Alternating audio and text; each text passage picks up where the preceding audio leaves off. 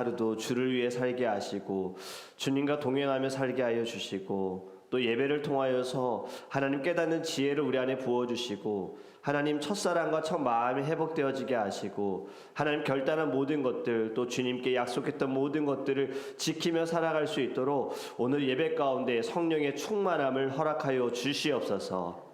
하나님 오늘 주님 앞에 겸손하게 원합니다.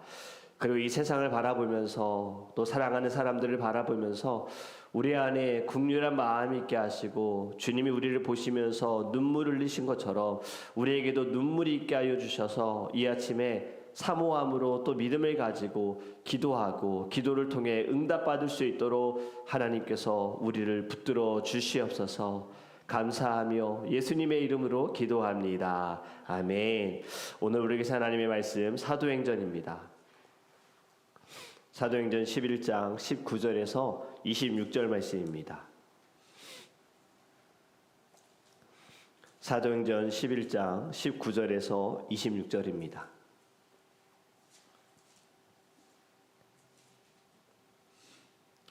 우리 함께 읽도록 하겠습니다. 그때에 스데반의 일로 인하여 일어난 환란으로 말미암아 흩어진 자들이 베니게와 구브로와 안디옥까지 이르러 유대인에게만 말씀을 전하는데 그 중에 구브로와 구레네 몇 사람이 안디옥에 이르러 헬라인에게도 말하여 주 예수를 전파하니 주의 손이 그들과 함께 하심에 수많은 사람들이 믿고 주께 돌아오더라. 예루살렘 교회가 이 사람들의 소문을 듣고 바나바를 안디옥까지 보내니 그가 이르러 하나님의 은혜를 보고 기뻐하여 모든 사람에게 굳건한 마음으로 주와 함께 머물러 있으라 권하니 바나바는 착한 사람이요 성령과 믿음이 충만한 사람이라. 이에 큰 무리가 주께 더하여 지더라. 바나바가 사울을 찾으러 다소에 가서 만남에 안디옥에 데리고 와서 둘이 교회에 1년간 모여 있어 큰 무리를 가르쳤고 제자들이 안디옥에서 비로소 그리스도인이라 일컬음을 받게 되었더라. 아멘. 할렐루야. 여러분, 고넬료의 가정에서 말씀을 전하고 성령이 임하는 것을 목격한 베드로는요, 하나님께서 보여주신 환상에 대한 확신을 갖게 됩니다. 그리고 예루살렘에서 이 소식을 들어요. 이방 지역에 이방인에게 복음이 들어갔고 복음이 들어갔을 때 그곳에 성령의 역사가 있었다라는 소식을 듣고 베드로를 소환합니다. 베드로를 소환했을 때에는 많은 사람들이 비난합니다. 할례를 받은 자가 어찌 받지 않은 자의 집에 들어가느냐, 어찌 그들에게 복음을 전하느냐, 이것에 대해서 비난해요. 베드로는 이 말을 듣고 차례차례 설명합니다. 내가 어떻게 고넬료의 집에 가게 되어졌고 그곳에서 어떠한 역사가 있는지를 다 이야기를 합니다. 이 말을 듣는 사람들이 18절에 이렇게 반응합니다. 이 말을 듣고 잠잠하여 하나님께 영광을 돌려 이르되 그러면 하나님께서 이방인에게도 생명 얻는 회개를 주셨도다 하니라. 아멘. 하나님의 역사하심을 통하여서 여러분 들은 사람들, 지금 비난하던 사람들이 베드로의 말을 듣고 인정하고 받아들이고 그들에게도 변화가 일어납니다. 여러분, 복음이라는 것은요, 한 사람만 변화시킨 것이 아니라 가정을 변화시켰고 지금 이것은 예루살렘 교회를 변화시키는 놀라운 역사까지 벌어지게 된 거예요. 다른 사람들도 이방인을 향한 하나님의 뜻을 깨닫게 되어진 것입니다. 이제 더 이상 복음은 예루살렘에만 머무는 것이 아니라 예수님께서 말씀하셨던 것처럼 이제는 점점 퍼져나가는데 우리가 생각할 때는 이게 유대인에게만 전하여지는 것이다 라고 생각했던 거예요. 그것이 19절의 말씀에 환란으로 말미암아 흩어진 자들이 베니게와 구브로와 안디옥까지 이르러, 지금 여기까지 복음을 전했음에도 불구하고 누구에게만? 유대인들에게만 말씀을 전했다라는 거죠. 그러니까 이들에게는 딱 유대인, 지역과 상관없이 어느 지역에 가도 유대인에게만 복음을 전한 겁니다.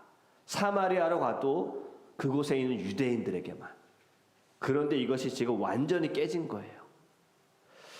여러분, 지금 스데반의 순교는 교회로서는 큰 비극처럼 보이죠.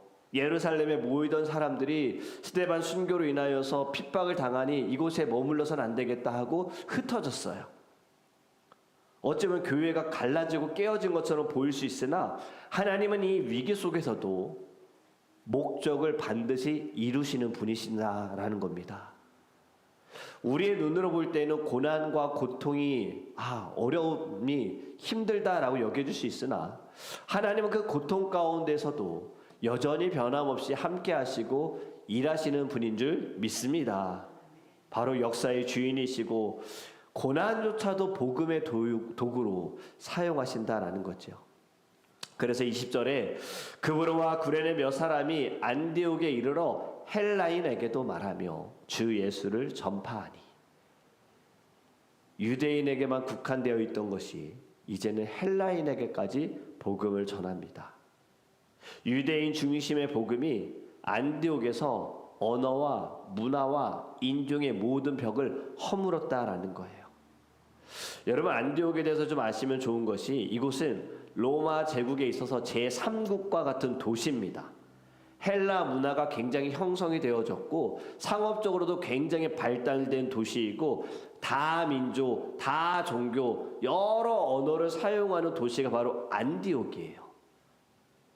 그런데 이곳에 지금 교회가 세워졌다. 기적입니다. 기적인 거예요.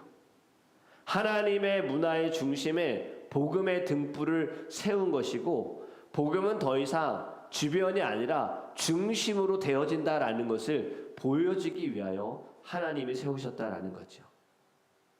복음을 전할 때 어떤 일이 벌어집니까?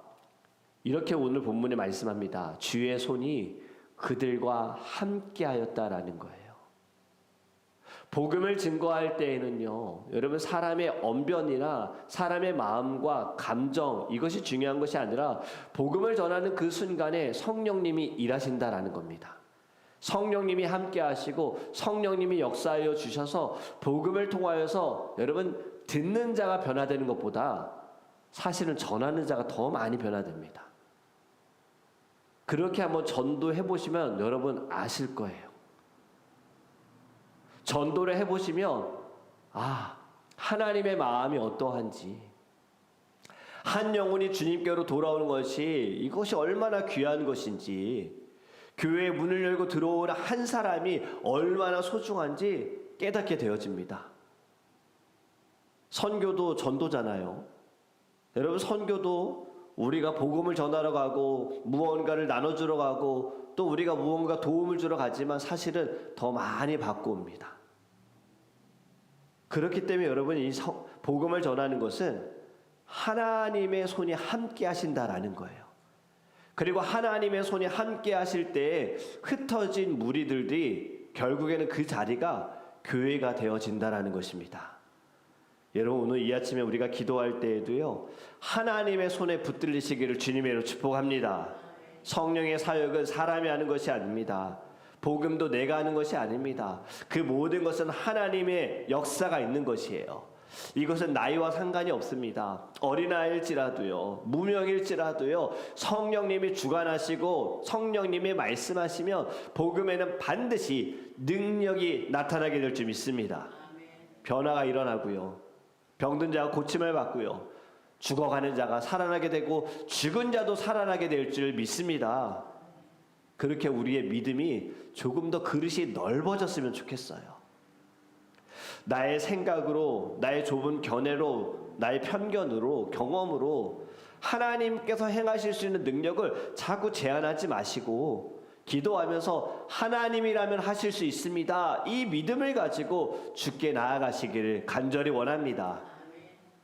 오늘 이러한 삶을 경험하셨으면 좋겠어요. 지금 하나님의 손이 나를 붙드셨다. 그리고 이 믿음으로 말미암아 하나님이 나의 지경을 넓혀주시고 내가 서 있는 이 자리를 하나님이 거룩함으로 변화시켜 주시리라. 이 믿음이 저와 여러분에게 있기를 주님의 이름으로 축복합니다. 여러분, 안디옥으로 파송된 바나바, 안디옥에 임한 하나님의 은혜를 보고 기뻐합니다. 그리고 이렇게 당부합니다. 굳건한 마음으로 주와 함께 머물러라. 신앙에 있어서 정말 중요한 거예요. 굳건한 마음. 굳건한 마음이 무엇일까요? 변치 않는 마음입니다. 어떠한 상황과 환난 가운데에도 끝까지 한 마음을 가지고 있는 것이 굳건한 마음입니다. 여러분 성경에서 마음에 대한 이야기 많이 하잖아요. 두 마음을 품지 말아라. 마음을 빼앗기지 말아라. 믿음을 갖기 위해서, 믿음을 지키기 위해서는 항상 마음이 강해야 할 줄 믿습니다. 흔들리지 않는 마음이 있어야 돼요. 지난 금요일에 하나님께서 왜 우리에게 고난을 주셨는가에 대한 말씀을 함께 나누었습니다. 하나님은 선하시다는데 God is good all the time.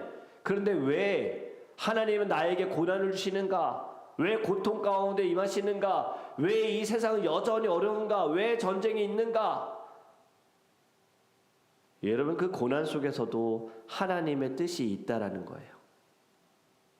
고난을 받은 사람 중에 가장 큰 고난, 성경의 대표적인 인물을 하면 누구라고 우리는 이야기합니까? 욥입니다. 그냥 고난을 받을 이유 우리가 사실 봐도 찾아볼 수가 없잖아요. 욥처럼 하나님을 경외한 사람이 어디 있습니까? 자신만이 아니라 자식까지도 하나님께 범죄하였을까 싶어서 제사를 드렸던 사람. 여러분이 제사를 드린다는 것도 절대로 쉬운 일이 아니지요. 정결한 동물을 택해서 그 정결한 동물을 잘 키워서 정결한 동물을 흠이 없게 가지고 와서 제사를 드린다라는 것은요, 지금 우리가 드리는 예배와는 완전히 다른 모습입니다. 더 많은 마음과 시간과 노력이 필요한, 정성이 필요한 것이 제사인데 욥은 10명의 자녀들을 위한 제사까지도 다 드린 거예요. 혹여나 범죄하였을까 싶어 회개하기 위하여. 이러한 욥조차도 얼마나 힘든 고난을 받았습니까? 고통을 당했습니까? 그런데 그의 고백은 하나님을 비난하고 하나님을 원망하지 않고 늘 자신을 돌아보고 하나님의 뜻이 있음을 믿고 나를 단련케 하신 후에 내가 주께로 나아가리라, 이러한 고백을 하지 않았습니까? 여러분, 모든 고난에도 감사할 수 있는 방법은 무엇이냐면 은혜로 보는 눈이 있어야 할 줄 믿습니다. 이것이 바로 굳건한 마음인 거예요. 우리가 처음 예수님을 만났을 때 정말 우리 안에 따스함이 있고 기쁨이 있고 감사가 있고 눈물이 있는 그 마음이 바로 은혜로 받은 것이고, 이 은혜로 볼 때 모든 그 고난 속에서도 하나님은 지금도 나를 사랑하셔. 하나님은 지금도 나와 함께 하셔. 하나님은 분명히 뜻이 있으실 거야. 이 마음을 가지고 또 인내하고 견디고 버티게 될 줄 믿습니다. 오늘도 우린 이 아침에 기도할 때 우리의 눈이 달라졌으면 좋겠어요. 모든 것이 주의 은혜, 은혜, 은혜, 은혜로 보시기를 간절히 원합니다. 바나바는 바로 이런 눈을 가지고 있었어요. 은혜로 보는 눈이 있었습니다. 오늘 이 사람이 이렇게 소개하죠. 착한 사람이고 성령과 믿음이 충만한 사람이다. 그것이 바로 은혜로 보는 눈을 가진 거예요. 그래서 안디옥에 가서도 굳건한 마음을 지켜라 라고 이야기했고, 여러분, 바나바가 안디옥에서 사역할 때 어떠한 일이 벌어지냐면 큰 무리가 죽게 더하여 지더라, 이렇게 결론을 내립니다. 바나바가 섬김에 바나바의 믿음과 바나바의 그 말씀을 통하여서 많은 사람들이 주께로 돌아왔다라고 말씀합니다. 그런데 그 다음에 바나바가 하는 행동은 좀 이해할 수 없어요. 무엇을 했습니까? 다소에 가서 누구를 데려와요? 사울을 데리고 옵니다. 여러분, 지금 예루살렘에 머물다가 다소로 간 사울을 바나바가 직접 가서 그를 찾아온 거예요. 함께 하자. 안디옥에서 나와 함께 사역하자. 자, 보세요. 여러분, 바나바가 지금 사울의 도움이 필요합니까? 지금 앞에 내용만 보더라도 충분히 혼자서 잘하고 있었습니다. 혼자서 감당할 수 있었습니다. 주를 믿는 숫자가 점점 많아졌다. 충분하지 않습니까? 그런데 왜 바나바는 사울을 데리고 왔을까요?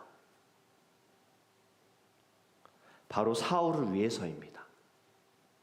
사울을 사역의 길로 인도하였고 믿음의 자리에, 하나님의 사역에 그를 초대한 것입니다. 여러분, 이 두 사람이 이제 함께 힘을 모아 사역을 하는데 1년 동안 큰 무리를 가르쳤다라고 해요. 바로 성도들의 믿음을 위하여 말씀으로 가르쳤지요. 그리고 오늘 결론이 무엇입니까? 그제서야 그리스도인이다 일컬음을 받게 되었다. 처음으로 그리스도인이라는 이 이름이 등장합니다. 단지 신자가 아니라 그리스도인은 무엇일까요? 그리스도를 닮은 자라는 거예요.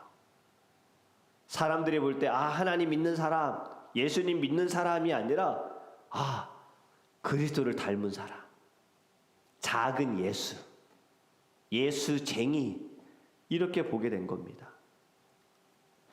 여러분, 이 안디옥 교회는 바나바 혼자 세운 것이 아닙니다.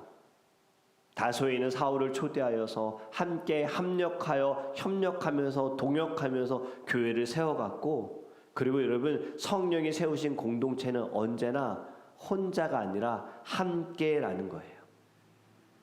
성령은 개인을 사용하시지만 이 개인을 통하여 교회를 세우십니다. 이것이 바로 언약 공동체에 하나님의 뜻이 있다라는 거예요. 하나님은 절대 혼자 있는 신앙을 원치 않으십니다. 성령 안에서 함께 세워지고 함께 자라기를 원하시는 것이 하나님의 뜻이다라는 거죠. 오늘 우리가 살아가는 이 시대도요, 여러분, 안디옥과 같은 시대예요. 특히 우리는 미국 땅에 여러 가지 문화가 있습니다. 여러 가지 언어들이 있습니다. 뒤섞여져 있기도 하고 진리는 사라지는 시대가 됐어요. 신앙이 조롱받고 믿는 자들은 어려움을 당하는 이 세상 가운데에 하나님은요, 여전히 안디옥 교회를 찾으시는 줄 믿습니다. 우리 더드림 교회가 안디옥 교회와 같은 교회가 됐으면 좋겠어요. 여러분, 안디옥 교회는 흩어진 자들이 세운 교회인데, 사실 우리의 교회도 보면, 우리의 교회의 시작도 흩어진 성도들이 함께 예배하고 싶은 갈급한 마음 때문에 하나님이 모이게 하셨고, 이 모임으로 인하여서 교회가 시작되지 않았습니까? 그리고 여러분, 모든 시작과 동시에 지금까지도 하나님의 손이 우리를 붙들어 주시는 줄 믿습니다. 그렇기 때문에 이제 우리는요, 은혜로 보는 눈을 가져야 합니다. 현실의 눈이 아닙니다. 은혜의 눈으로 교회를 바라보고 성도들을 바라보고 이 세상을 바라보아야 하는 겁니다. 그럴 때에 진정한 그리스도인이 되는 거예요. 여러분, 교인으로 머물지 않으셨으면 좋겠어요. 교인이 무엇입니까? 교회에 등록한 사람, 교회에 오는 사람이 교인일 거예요. 여러분, 성도로도 머무르지 않으셨으면 좋겠습니다. 거룩한 사람, 진정한 우리는 바로 그리스도인, 예수를 닮고 예수님처럼 기도하고 예수님처럼 다가가고 예수님처럼 복음을 전하고 예수님처럼 사랑하고 예수님처럼 겸손하며 예수님처럼 죽을 수 있는 마음이 우리 안에 있기를 간절히 원합니다. 이 세상은 자꾸 믿는 사람들을 욕하지요. 여러분, 욕먹는 그리스도인이 아니라 바나바처럼 착한 성품을 가지고, 그것이 예수의 성품이며 성령 충만함으로 선한 영향력을 끼치는 진정한 그리스도인이 되시기를 주님의 이름으로 축복합니다. 하나님이 오늘 우리에게 주신 이 귀한 날도 여러분, 나는 그리스도인입니다, 이걸 마음껏 자랑하셨으면 좋겠어요. 나는 예수의 사람입니다. 나는 예수쟁이입니다. 이것이 내가 말하지 않는다 하더라도 다른 사람들이 볼 때 알았으면 좋겠어요. 그것이 우리의 입술로 우리의 행함으로 드러났으면 좋겠어요. 교회 다니는 사람 뭐 다를 게 없어, 똑같아, 이것이 아니라 다르다, 정말 다르다. 저 사람은 내가 아는 교인들과 다르다. 저 사람이 다니는 교회가 궁금하다. 어떻게 저렇게 늘 기쁠까, 즐거울까, 고통 속에서도 변함이 없을까.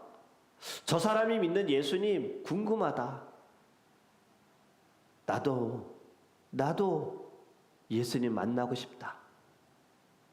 여러분, 이러한 삶을 살 때 우리의 마지막 때에 진정한 하나님의 칭찬을 받는 날이 되어질 줄 믿습니다. 오늘도 이 아침에 이것을 두고 기도했으면 좋겠어요. 하나님을 부끄러워하지 않게 해주세요. 예수님을 감추지 않게 해주세요. 예수님을 자랑하기 원합니다. 진정한 그리스도인이 되어지기를 원합니다. 나의 입술에 예수만 있게 하시고 바나바와 같은 착한 성품이 있게 하시고 성령과 믿음이 충만하여서 주를 믿는 자의 수가 더하더라. 주님, 하나님 나를 새롭게 하여 주시고 나를 통하여서 하나님 많은 영혼들이 예수를 보게 하소서. 진정한 그리스도인이 되게 하소서.